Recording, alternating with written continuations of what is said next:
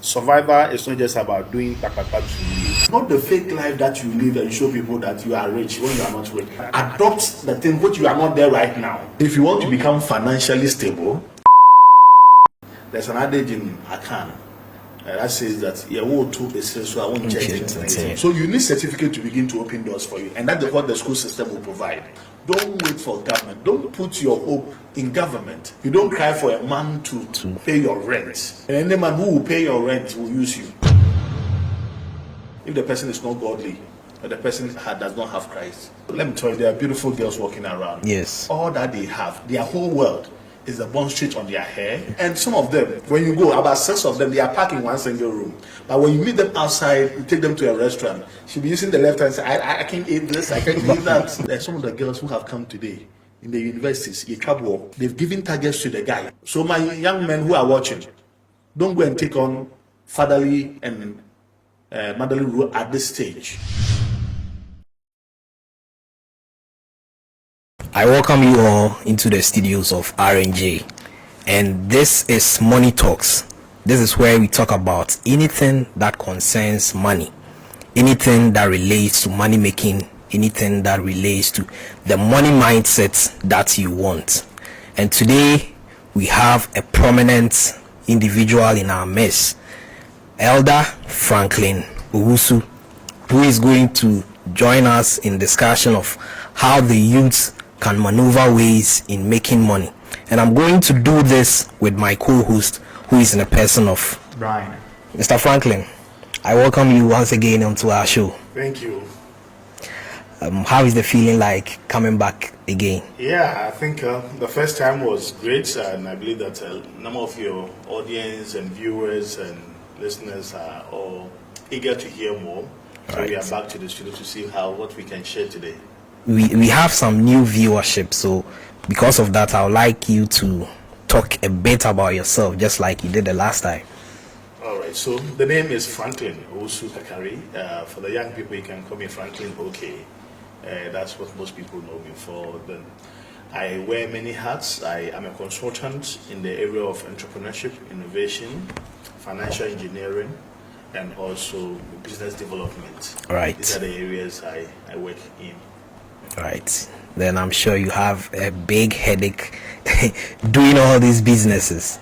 A lot of stuff. You need to relate well to the current generation of young people, their understanding of some of these issues. The way our generation understood entrepreneurship is a little different from the way the current Gen Zs understand entrepreneurship. Yes. The same with finance, the same with financial re-engineering, and also the same with business development. So we have a duty to bridge the gap for them as well. Yes. So starting up, how was your mindset like to start making money? How was the mindset like? Did you adopt some mindsets that helped you in making your wealth? Yes, coming from a village, the mindset is about survival. You are born in a village where there's no electricity. Yes. In the current generation, they were born with their eyes open to light. We were born with our eyes open to the moon. Okay, that is our life for the night. And when you wake up every day, it's about survival. Yes. How do you survive? There's a popular idea that says that when you come to Africa and in the safari, if you are a gazelle or an antelope, or you must run every day. Yes. Because either you run or you are eating. And if you're a lion, when you wake up in the African safari jungle, you must also run every day. Because if you don't run, you don't eat. Yes. So whether you are being eaten or you are going to eat, both of us have to run. So from the village setting, we needed to run every day, survival. So right from the onset, I had a mindset that I've been born into poverty. I've been born into hardship. So I need to make sure that I take my family out of poverty. I need to take myself, my family out of hardship. So that was the initial mindset. When you have this mindset with you, right from the onset, I was on the verge that I have to succeed to ensure that I survive. Right. And that is the difference with some of the generation today. Everything is at their back and go. Okay? Fast life. Yes. They have the mobile phone in their hands. They can order anything. Even when you send them, instead of them walking, they will order a boat or an Uber or any other ride. Yeah, we have a new generation. That's a new generation. So the mindset was a mindset of survival, a mindset of overcoming poverty. So, Mr. Franklin, I want to ask, based on what you said about survival, should my mindset be on immediate survival or long span survival? All right. What I want the new generation to know is that survival is not just about doing to live. You must have a long-term plan. That how do you live a certain kind of lifestyle that will bring and project continuity.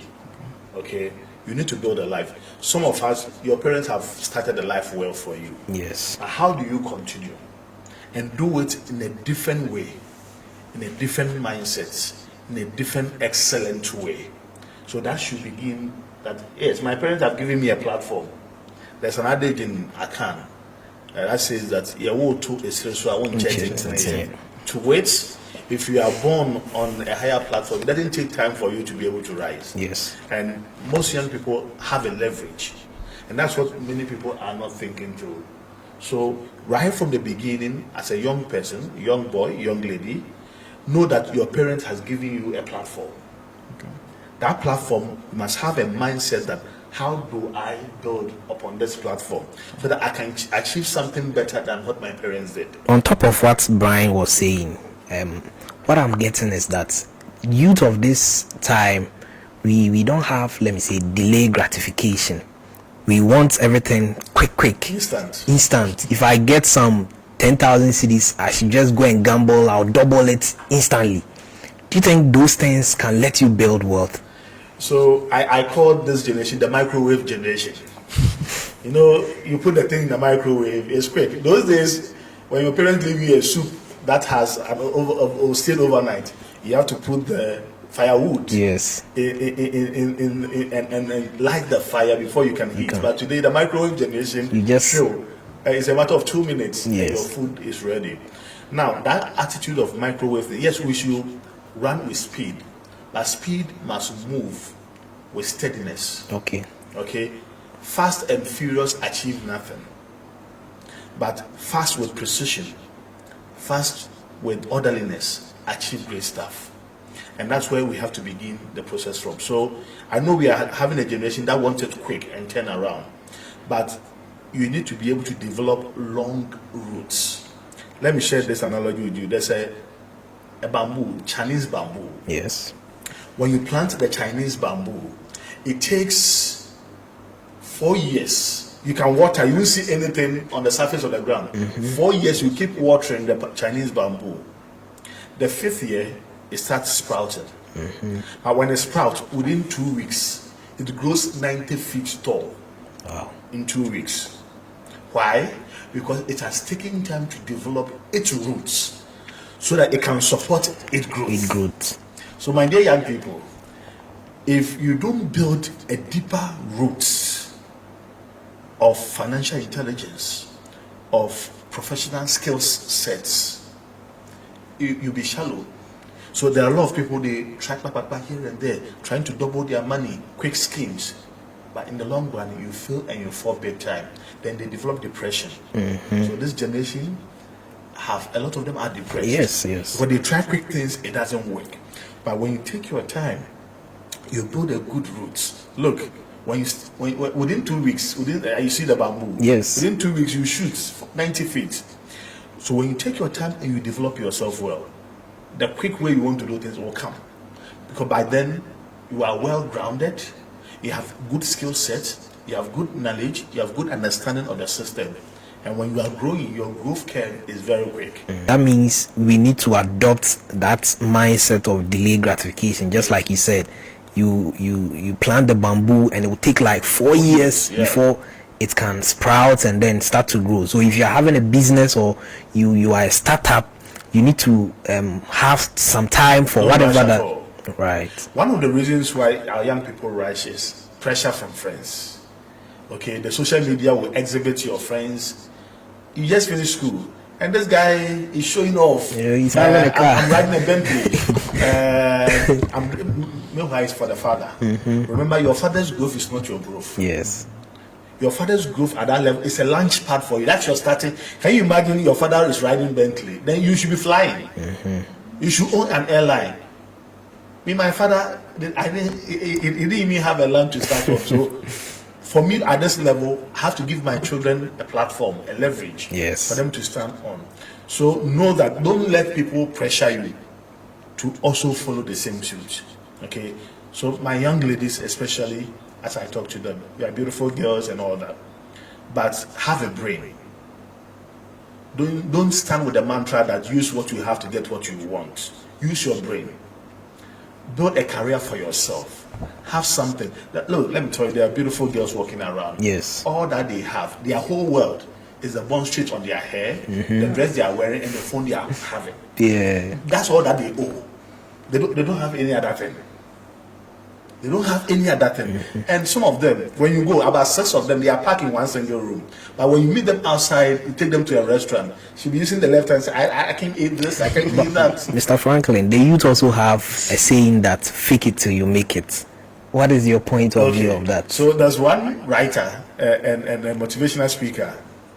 He used to say that fake it till you make it. What he wants to show is that, let's say, time management. I have to fake that I'm a good time management keeper. Okay. As I fake and I begin to live it, it becomes my attitude. Yes. Not the fake life that you live and show people that you are rich when you are not rich. Because most of them, they are faking, but they are not working towards what they are faking. The faking becomes the lifestyle. And that is not the meaning of fake it so you make it. What it means is that adopt the thing which you are not there right now and work yourself towards it. Yes. So you get there. Okay. So I want to look rich. There are guys, always they are in breasted suits, nice shoe. Yes. Behind the scene, they are working towards that kind of outlook. So they are, it's a small thing. They are living it while they are working towards. So they work it backwards. So that's how it should be. Not all over social media when you feel it, but there are 6 girls living in one single room. And you meet them outside, they want to tell the kind of restaurant they should eat in. Yeah. Yes. Those ones don't allow anybody to deal with that pressure. Jose, while we are talking about this, most of the times I feel excited to get someone to motivate me as a youth.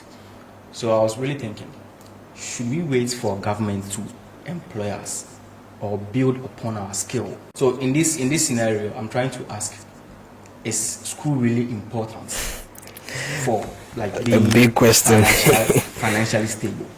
Is school really important? Because I know a lot of people say that when you are done with university, that's when the real hustle starts, and that's a fact. Since I completed university, life is not easy. So I want to know, PTU left and right for the government to employ us all right after SHS, you should just learn a skill. Okay, so somebody will say school is overrated.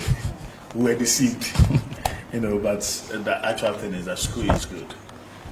School is good. That is where you begin to acquire knowledge. So I tell people, don't allow your schooling to interfere with your education. I'll repeat it. Yes. Don't allow your schooling to interfere with your education. What it means is that schooling is a system you go through. Yep. Education is the knowledge you acquire. And education is not only attained in the school. It's attained on the field, on the streets, through other means. So, first of all, we need to go through a school structure system to be able to get certifications. Right. Because our culture demands certain kind of qualifications to move to one place to the other. Okay, there are people whose life has come to an end because they don't even have WASI certificates. Yes.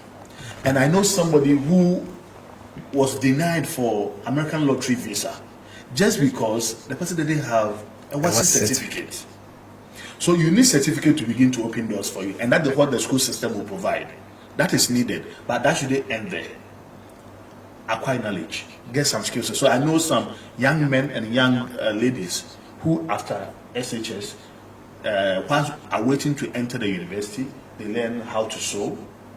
So they are into the fashion industry. Yes. Some of them have gone into the beauty industry. They are doing makeups and all that. Others are learning how to braid. Okay, hairdo, hairstyles. Others are in it. Others are learning how to repair mobile phones. Others are learning IT skills. Yes. These are skill sets that the classroom will not give it to you. You need to acquire it as part of your growth. So my young people who are waiting, JHS, are waiting to go to secondary school, get some skills. I one time developed a policy framework, which I was looking at the government will adopt. That once you finish SHS, there's a compulsory 1 year for every student to learn a TVET skill. Plumbing, carpentry, masonry, hairdressing, all the area, you choose which one you like, and you do it for 1 year before you enter the uni. Yes. So by the time you go there, you have some skills that you can even survive on whilst you are in the university. And this is what, don't wait for governments. Okay, I will tell all the young people who are watching us on this platform, don't wait for government. Don't put your hope in government. Put your hope in the skill set you have and the systems available that you can exploit to be able to derive something for yourself. Get mentors to guide you. Okay, there are others who have tread the path you want to go. Get mentors. When you get onto the social media platform, search for the right men. There are a lot of podcasts, a lot of social media networks around. Look for them. You can look for my podcast and listen. Franklin OK on YouTube. Yes. Any of our, just follow to learn something for yourself. This is how you begin to make meaningful to your life. So it's very important. Don't allow government, don't rely heavily on government. When government brings the opportunity and you have the skill set, you can easily adopt and fall through. Abraham Lincoln said, I'll prepare myself and wait. So that when the opportunities come, I'll fit in. That's When you have not prepared yourself, you don't have any skill. yeah, Opportunities will come into pass you just by. slide away. And I'll tell you, when you let opportunities keep passing you by, that is the beginning of poverty. So called poor stand for passing over opportunities repeatedly. Wow. Can you hint on Poor, that? passing over opportunities repeatedly. And a lot of young people are sitting there, the opportunities are flying around them. They are not seeing it. By the time you get to your 29, you think you feel for a year. It's your witches in your house. It is not the witches. It is your own attitude that is not aligning itself to opportunities. Government will bring certain kind of opportunities. Do you have the skill set to attract those skill sets and those opportunities? Check yourself. So this is where I want my young people to position themselves. And I'm sure as young as you guys are, you can advise your colleagues better than Yes. yeah, you shouldn't sit idle. Let's move in. Let's learn some skill set. So that means that the education sector, they need to inculcate some financial literacy into the education system. Very important. There's a book I've been delaying writing it, but now I've started. I want to finish before 2026 ends, and that is talking about what my teacher never told me, and that is for those from JHS and SHS. Then I have the one what my professor never told me for those in the uni, undergrad and postgraduate, because the classroom will not teach you certain things. Yes. We are hoping that educational institutions will begin to incorporate some of these skill sets. Yes. Financial literacy, entrepreneurship development. The entrepreneurship is not the textbook entrepreneurship, practical entrepreneurship that will lead you to getting the right skill set and applying the knowledge that you have. That is what we need to begin to look at. All right, so thank you very much, Mr. Franklin. I once said this particular thing on my platform. I was teaching about how to make money. Though I'm not having money, but I was trying to teach how to make money. And I said this word, financially stable. So I want to ask, can someone be really financially stable? If yes, how? Okay. Financial stability is the same as financial independence. When you say somebody is independent, it means that nobody is ruling over you. The Bible says that the borrower is a servant to the lender. It means that you are under bondage. When you get to the point where you can finance all your needs and get extra to take care of other people, your stability has come. Where you don't have any need for financial problem, Yes. you have become financially independent. It is possible, it is doable. You don't do that under one pocket. You do that under a minimum of 3 to 4 streams of income. Okay, so you can be employed. Some of the young people, you can be employed working for an organization. and you get a wage or a salary. That is one of the ways to start your journey. The second one, you can be self-employed. Self-employed means that a young lady, you are done with uni, you started some TikTok, online platform that you do, where you are building your algorithms and you have started generating some level of income. It's self-employment. When you are sick, you can't be on TikTok and do all that. Yes. When you are sick, the business is sick. Probably you are also into some clothing line, you do some import and export here, you run it yourself. All those things young people can do. You have some virtual services you offer to people and all that. All these are our opportunities. We call that one self-employment. It's another second source of income. Then the third one, we call it entrepreneurship. That's a business owner, where you own a business, you create a system. You don't even work in the system, you work out of the system. You have people are working for you. You can travel, you can do your other stuff, and your business is running. That's a third source of income. Then the fourth one is about investment. As an investor, putting some money in other people's business or in money instruments to work for you in real estate or in any other area. All these areas. So if you want to become financially stable, you must at least have 2 to 3 or all the 4. You can do all the 4 at the same time. Okay? This is where you make the money. So I want the young people not just be chasing after people and having some bond straight and phone and just walking around with long nails. That is not the future. The future is that as a young lady, 25 years, you are controlling systems. Yes. You have businesses stabilized and running for you. By the time you are 30, you are financially stable. Yes. You don't cry for a man to pay your rent. And any man who will pay your rent will use you. So you don't allow people to be paying your rent if the person is not godly and the person does not have Christ. So you can become stable even before 30 if you plan the life really, really well. So let's take this scenario. I'm done with university. Yeah. And I've been employed. I'm getting my salary, all right. Salary that can take care of me. And so that one, the salary that I'm taking, should I start to think of investing or I should just be saving? Okay, it's a good question. So savings in Ghana is like putting your money under the pillow. The only difference is that under your pillow somebody can just steal it. Yeah. But it's much safer when it's in the bank. So I don't ask young people to just save and leave it there. When you save it, put the money to use for the money to work for you. Money works even when you are sleeping. Money can work even when you have travel. So use the savings account to gather the money, to mobilize the funds. When it's at a substantial level, move it to either an investment or to use it for a business. Okay, so don't gather. When you have it there, at a certain point in time, you can, as a salary earner, you can take a bigger loan and add it to your savings that you have made. And you can use it to begin your import and export business or your cooking business or your online business. Because somebody will need some ring lights, will need some good mobile phone. With your money, can you imagine if you're a lady and you buy your own iPhone 17, you buy your own Bond Street, you are confident. No man can call you and order you around. That's what I want my ladies to do. Become confident, okay? Because you bought your iPhone yourself. So no guy can call you and tell you trash on the phone that meet me in my house. No, you are in control of your life.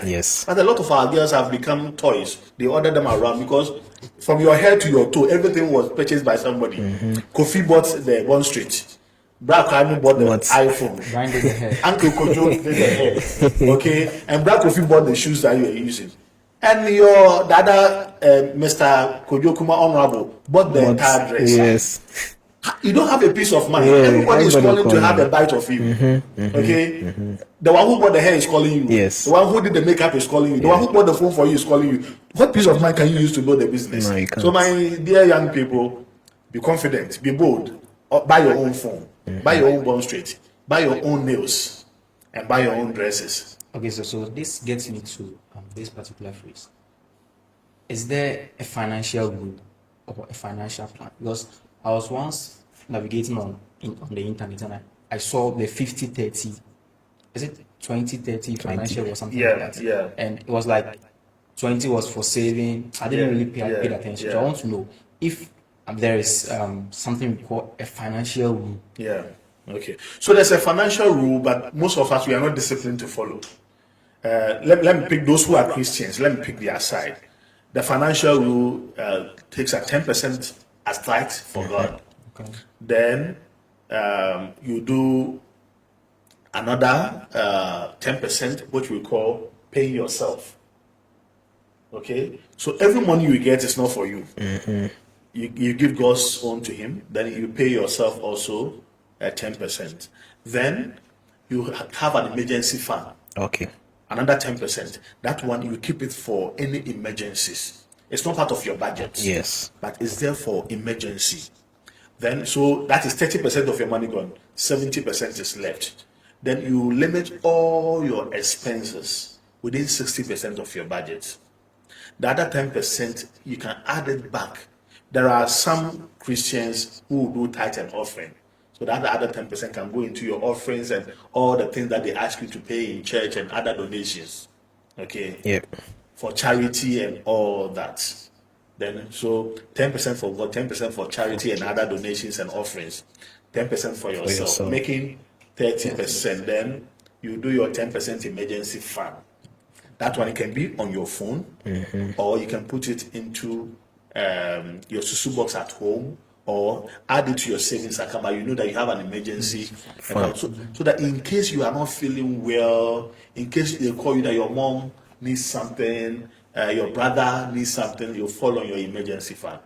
Then your expenses, your rent, your food, electricity, now internet. Yeah. All that you budget within 60% of your income. Oh, okay. So it's a financial rule. Yeah. We call it 10, 20, 30, 60 rule. Okay. So you have all that work out for you. So as soon as your money hits, you just divide them with these percentages and you save some. And as a young person, if you are able to save 30% of your income and limit yourself even to 50, that's a good growth for you, because now you don't have much responsibilities. Yes. Unlike somebody who is married, has given birth and all that. So I tell the young people, try and save more when you are single. Okay. So that when the responsibility comes, then you can begin to reduce your savings here and there. So does this only come with your income or any other money that comes? You should have the discipline to. Yes, any other money, including gifts.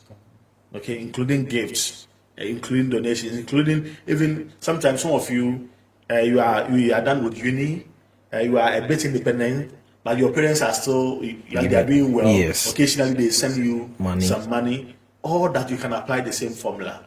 Then you increase your savings, and it will go a long way to help you. Then have a target for yourself. Those who are watching us and they are from 18 to 20, your target is save more. You can decide that I want to save up to 50,000 by the time I'm turning 25, or 100,000. But give yourself a target and give yourself some number of years. That is when the discipline kicks in. It's Yes. very difficult to do that. By the young people, without discipline, we cannot achieve anything. Yes. So give yourself a target. You're all looking good. Okay. Ask yourself, in 5 years from now, can I have 100,000 cities lying down for me? If yes, how do I go? Then you break it down. 5 years, how many months between? Almost about 60 months. Yeah. Okay. 60 months. It means that if every month I'm doing 2,000 cities, how will I get to be able to achieve the 100,000 I want in 5 years? So you break it down with a month and you start disciplining yourself that, so that people, you are not every evening, instead of eating the fufu your parents have done at home, you are walking around and chilling with pizzas and cokes and all of that. Is draining your money away. But when you have a target for yourself, I told myself that I'll marry 2 years after a year after national service. Wow. When I was in the university, it was a big target. Yeah. After national service and I start work, I want to get married. That was a plan. So I was not waiting to get to that before I raised my money. So right from school, when I was getting my national student loan, a portion was going into M-Fan. Data, at that time, Data Bank was very active. We were saving with Data Bank in M-Fan and all the other mutual funds that they had. Yes. Preparing for my marriage targets. And that's what you should have something ahead. If you don't have any targets ahead of you, nothing pushes you to be disciplined. But when you have a target, you can be able to achieve it. Talking about your partner, do you think having a partner, can really affect your financial life? Yes. Your partner does not align the way that you want to go. Can it affect how we choose our partners? Should we look at that? For the young people, 18, 19, 21, 25, who are not married and have become parents. When I say parent, not that they are even staying together. As a young man, it's a draining on you. Once you are not married to the person, you can occasionally gift, and that's what it is for. Yeah. But not. There are some of the girls who have come today in the universities. They've given targets to the guys. Yes. And this is killing the guys. So the guys are resorting to betting and other ways to meet up the demands from these girls. On Papa no Mami way. That responsibility resides with the parent until you go and ask for their hand in marriage. As soon as you take on that role, your growing curve will be very long. So my young men who are watching, don't go and take on fatherly and motherly role at this stage. Take your time, build your life. Yeah. Occasionally, the daily is your friend. You can drop in, I have some gift for you. One-time gift. But where every month I have to remit, it's a difficult one. It will drain you financially. And when it drains you financially and you take care of it through school, we are one guy, papa money, and you say broken heart. This is broken liver for you. Broken liver for you. Right, Mr. Franklin, we thank you so much for your time. This conversation is truly impactful, and I'm sure Ghanaian youths and everybody that is watching us will take a seed out of it, a seed that will germinate and grow their life very well. We are glad to have you here. We thank you so much. Thank you. Thank you. And we'll like to let you give us some last words for our viewers. All right. So, my dear young people, I love the young people there. And now we are in either Alpha Gen Z. Very soon we'll go to the beta. When the beta people are bringing, we cannot stand. But every young person has a moment to live your life. Just make sure that you plan it. And don't become over-reliant on somebody's son or somebody's daughter. Begin to build your life, and build your life in silence. Don't show your entire life day to day, always on social media. Build in silence. By the time you come out, people will be surprised. Oh, so Akosia, all this while she was doing something great. Oh, so Kwame, all this while was doing something amazing. Don't flaunt whatever God is helping you. Build in silence. Have a structured lifestyle, and I tell you, the sky cannot even contain you when you bloom out there. Thank you.